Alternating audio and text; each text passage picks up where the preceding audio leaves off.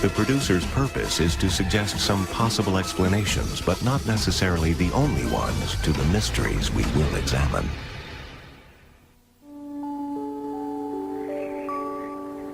It is believed that somewhere in the high mountains of Peru lies wealth beyond imagining. Gold, the lost treasure of a great empire. The empire was called Tawantinsuya, Kingdom of the Inca. White men called it something else. For them, it was El Dorado. They found that the fabled cities of gold were real. But if the mountains could speak, they would tell a sad story. A story of lust and greed and treachery.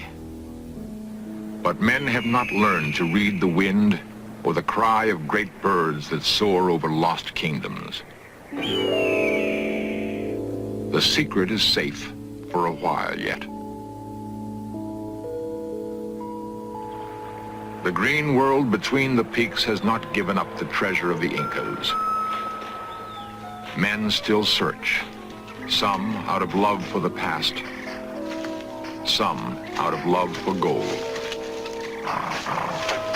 Now the in search of cameras come closer than men have been before to the heart of the mystery of the great Inca treasure.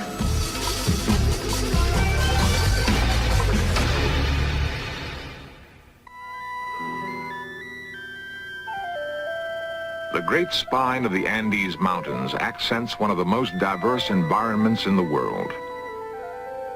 It is a land of many wonders, which has attracted the curious and the greedy for centuries.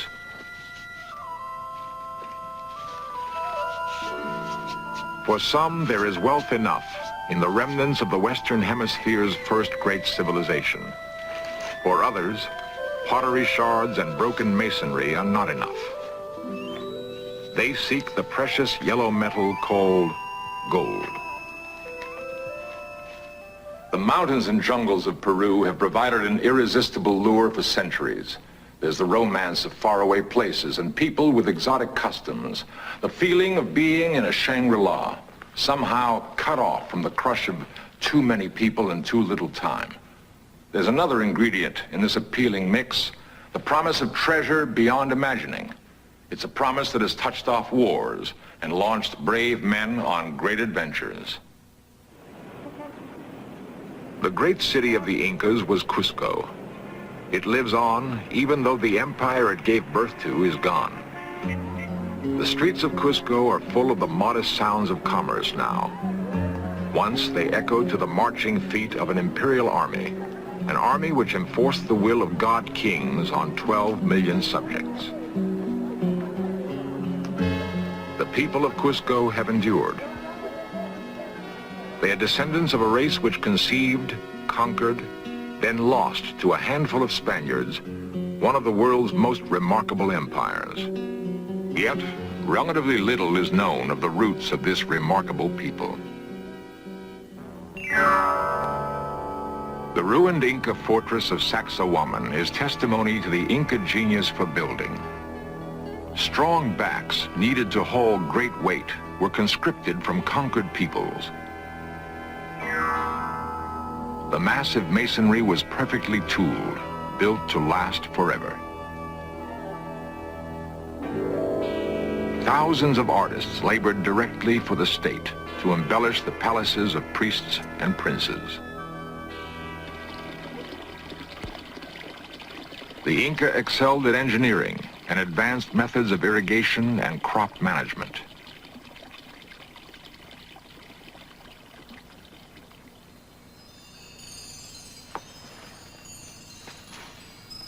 Even in death, the Inca were a proud and disciplined race. At the National Museum of Anthropology and Archaeology in Lima, Dr. Edward Verstellen and his colleagues inspect an Incan mummy. Much of what is known about Inca civilization comes from studying graves. The things a person considered important in death say much about how he lived his life.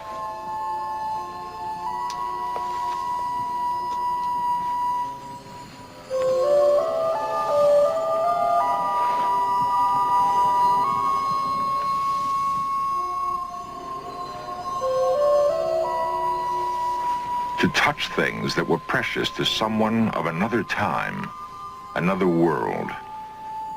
It is an irreverence born of a need to know. In the quest for knowledge, investigators must compete with those whose quest is for riches. There's a thriving black market in Inca gold and artifacts. This Inca might have lived in glorious times. He might have seen an empire created in less than 30 years, or witnessed the arrival in 1527 of a Spaniard named Francisco Pizarro. That arrival was barely 100 years from the Inca's explosion of conquest. But for the empire, that was all the time there was to be. In one of the most amazing events of history, the great and mighty of the Inca nation would vanish into the jungle, driven into oblivion by 180 men in rusting Spanish armor. Hiram Bingham was one of many who would devote part of his life to following the blurred trail left by the Inca. The young Yale archaeologist and explorer entered the Andes in 1910. He believed that the Inca must have built another great city once they abandoned Cusco to the Spanish. Bingham knew that Pizarro had held the Inca king Atahualpa captive, and that an enormous ransom in gold was raised to meet Pizarro's demands. But Pizarro had the Inca king murdered before the gold was safely in his hands. Bingham might have reasoned that to find the lost city of the Incas was to find the gold that had eluded Pizarro. The explorer devoted more than a year to his quest.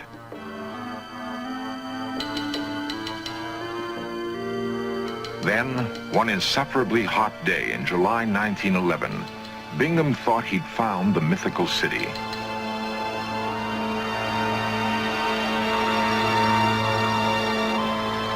As Bingham approached the ghost city that would be called Machu Picchu, he was convinced that his long search had paid off, that he had truly found the last capital of the Incas.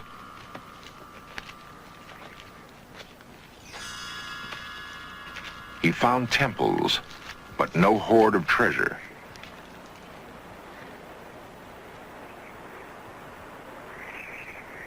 Bingham wrote that he had never seen such exquisite masonry.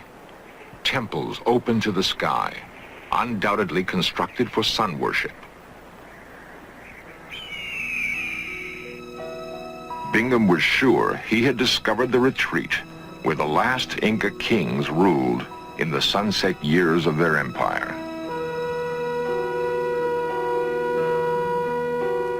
The road Bingham traveled to the discovery of Machu Picchu was a hard one. The world celebrated his prize, and the young explorer became one of the decade's most appealing heroes. But Bingham was wrong. Machu Picchu was not the last capital of the Incas, the legendary Vilcabamba. Like so much about the Inca civilization and its celebrated riches, the truth remained just out of reach. What was needed was other men of courage and vision to pick up where Bingham left off with his remarkable discovery of Machu Picchu, to pursue his dream deeper into the Andean wilderness. At the San Marcos University in Lima, Peru, are the offices of a world-renowned authority on Inca history. He is Professor Edmundo Guillen, and he has devoted his adult life to solving the riddles that perplexed earlier scholars like Bingham. On June 24, 1976, Guillen's work would make headlines around the world, and the In Search of cameras would be there to record his remarkable discovery.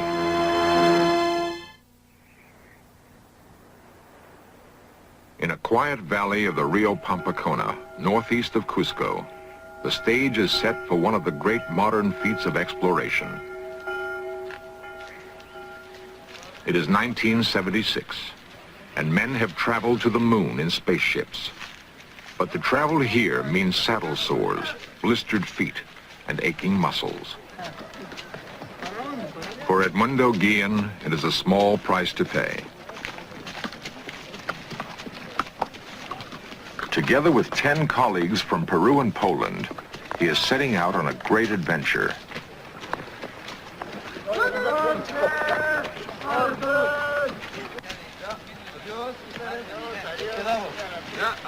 Guillen's mission is of more than simple academic curiosity.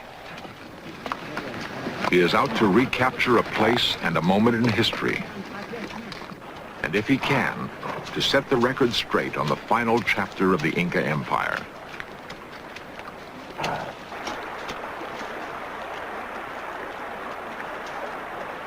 The popular belief is that Pizarro's murder of the Inca king Atahualpa brought the old empire instantly to its knees.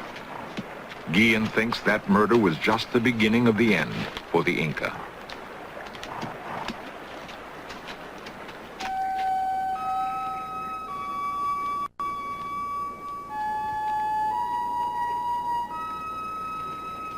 Once over the first ridge from Pampacona, the trek begins in earnest.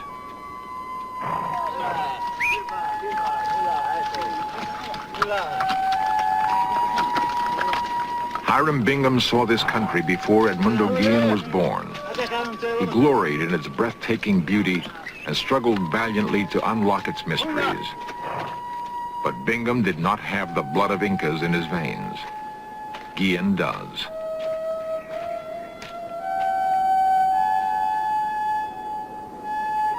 It is the culmination of years of research and planning, and of some extraordinary luck. In the Spanish archives at Seville, Guillen discovered letters written by soldiers of the king sent to battle the Inca. They described Vilcabamba in detail, including the neighboring geography. Guillen knows that the secret is within his grasp.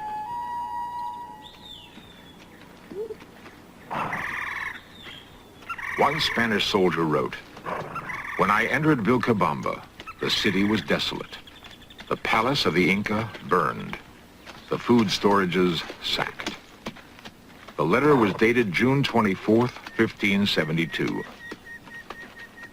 Guillen vows he will re-enter Vilcabamba on the same day of the same month.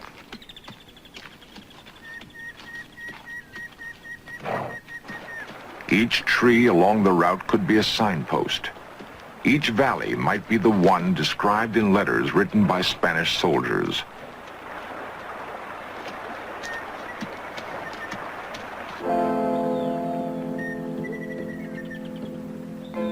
The painstaking research is paying off for Guillen and his band. There are minor discoveries to be made almost every day of the long trek. Tantalizing portents of what may lie beyond the next stream, over the next ridge. Along a river named on no map, Guillen and his band are intrigued by what seems to be a cave entrance.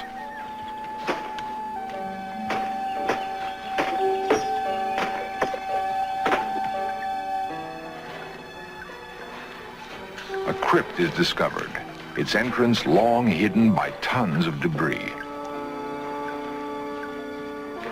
Guillen believes it may be the grave of an important person, perhaps a member of Inca royalty.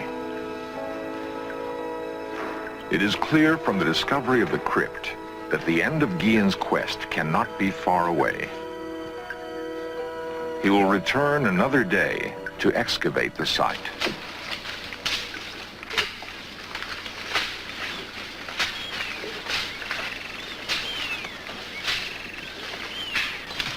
Great effort is still required if the last chapter to the Inca Empire is not to be written from the memoirs of some long-dead Spanish priest who may have been angered because proud savages worship the sun.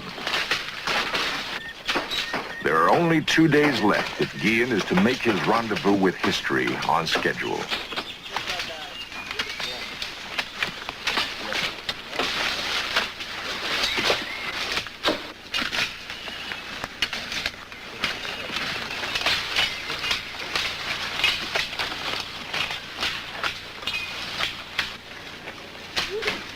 It is here, just as Guillen knew it would be. Vilcabamba at last. For everyone involved, it is the culmination of a great dream.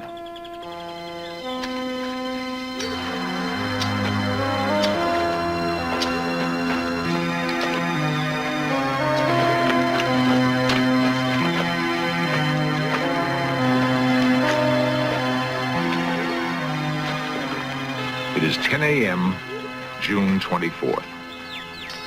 Precisely 403 years have passed since soldiers of Spain sacked this city.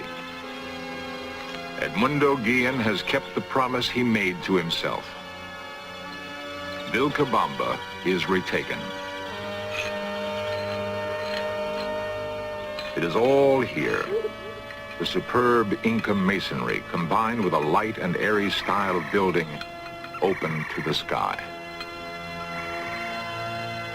It all started in the valley called Cusco. For a century, kings called Inca ruled from a city that was the marvel of pre-European civilization in the Americas. And there were the great fortresses like Sacsayhuaman. The long retreat of the Inca began with the coming of the Spaniards. But the glory was real. Even as they fought the Spaniards for control of their lush valleys, the Inca had time to build magnificent mountain retreats like Machu Picchu.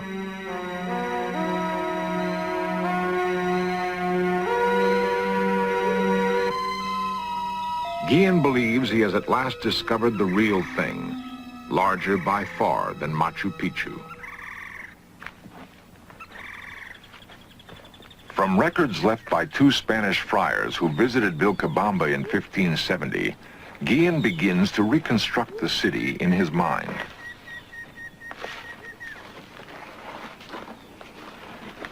The roofing tiles he finds are evidence that the city was built late in the Incan imperial era. The Incas traditionally covered their buildings with thatch. The Spanish introduced tile.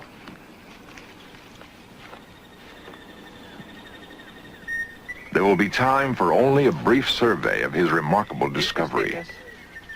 Later, others will come to assist with the detailed excavation necessary to piece together the last years of Inca greatness. The trained eye finds much evidence which helps date the construction of the long-hidden city. Almost everything Guillen finds seems to have been built about the same time. He feels this is a clear indication that Vilcabamba was hastily constructed as a refuge from encroaching Spanish soldiers. Yet the city's waterworks are as sophisticated as any in Cusco. After 400 years, they still work.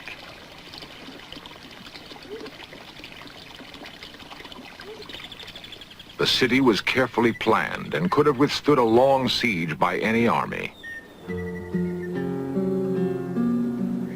There was the Temple of the Sun, perhaps as grand as any at Machu Picchu.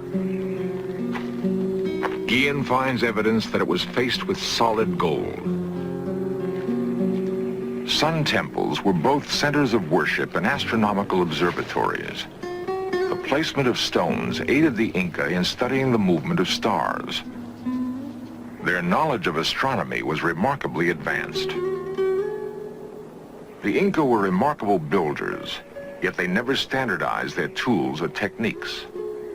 They were familiar with higher mathematics and never invented the wheel. Like everything else Guillen has learned about the Inca, Vilcabamba will probably raise as many questions as it answers. The layout of the city seems to match the descriptions Guillen uncovered in the Seville archives. The discovery clearly puts Inca history in a different light. The Inca did not give up their empire lightly, Guillen believes. Time and their gods were against them, and they lost it all after a struggle Guillen estimates lasted some 40 years. Still, it is good to be home.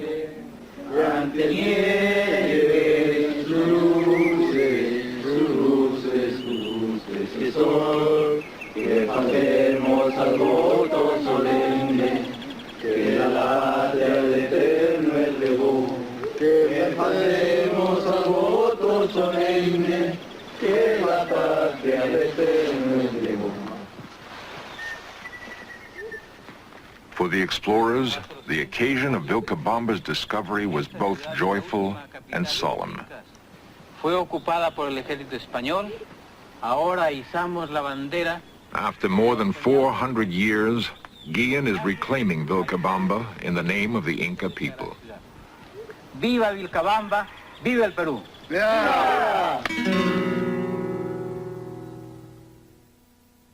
When Edmundo Guillen marched into Vilcabamba, the gold was gone. He believes the Inca may have dumped it into one of dozens of nearby lakes to prevent it from falling into Spanish hands. But Guillen discovered a treasure, nevertheless. His was the treasure of satisfaction and achievement, the treasure of writing a new chapter to the history of a proud and brilliant people called Inca. Within weeks, Guillen's discovery would make headlines throughout South America and the world. Ahead lay many months of hard work, excavating the ruins of Vilcabamba, seeking clues to other unresolved mysteries about the Inca. For now, Guillen could rest secure in the knowledge that he had made answers possible.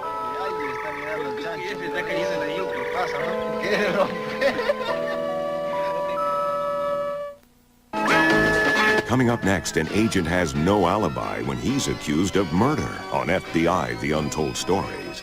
Then, History's Crimes and Trials chronicles the genocidal rule of the Khmer Rouge and the development of Pol Pot's Cambodian killing fields. And later tonight, fighter ace and Luftwaffe administrator Ernst Udet heads for failure and disgrace as one of Hitler's generals. At 9, here on the History Channel, where the past comes alive.